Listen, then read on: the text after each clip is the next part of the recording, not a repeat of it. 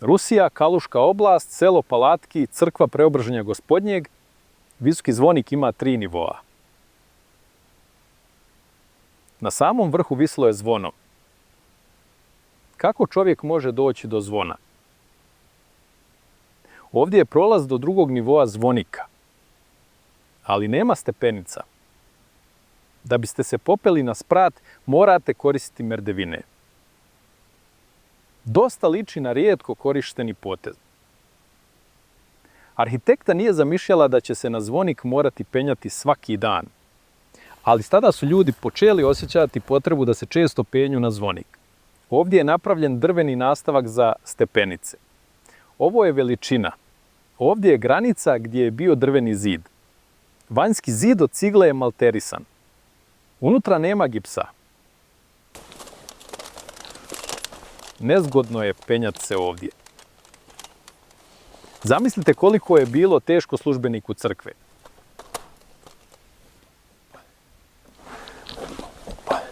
Nalazimo se na drugom spratu zvonika. Očigledno je da je ovaj prolaz napravljen tokom izgradnje. Ali ne možete se uzdići više. Nema stepenica. Arhitekta nije zamišljala da je potrebno ići gore, ali onda su okačili zvono na vrhu.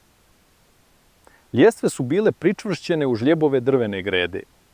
Stepenište je stajalo dijagonalno. Odmarao sam se na ovom mjestu. Ispostavilo se da je to veoma strmo stepenište, ali mjesta za stepenice uopće nema. Drvene grede i metalni nosač za zvono. Gruba konstrukcija. Na uglu nema gornjeg isturenog dijela vijenca. Postoji niša za gredu. Isti izbočeni vijenci od opek nalaze se na drugom nivou. Vijenci su netaknuti bez rupa. Vijenac je slomljen da bi se umetnula greda.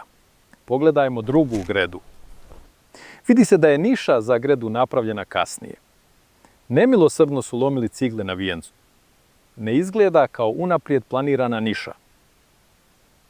Jedna greda je viša, druga niža.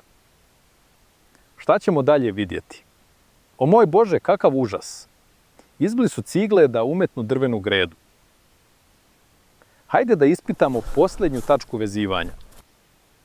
Ovdje su također razbijene cigle. Probili su nišu za gredu. Da osiguram zvono.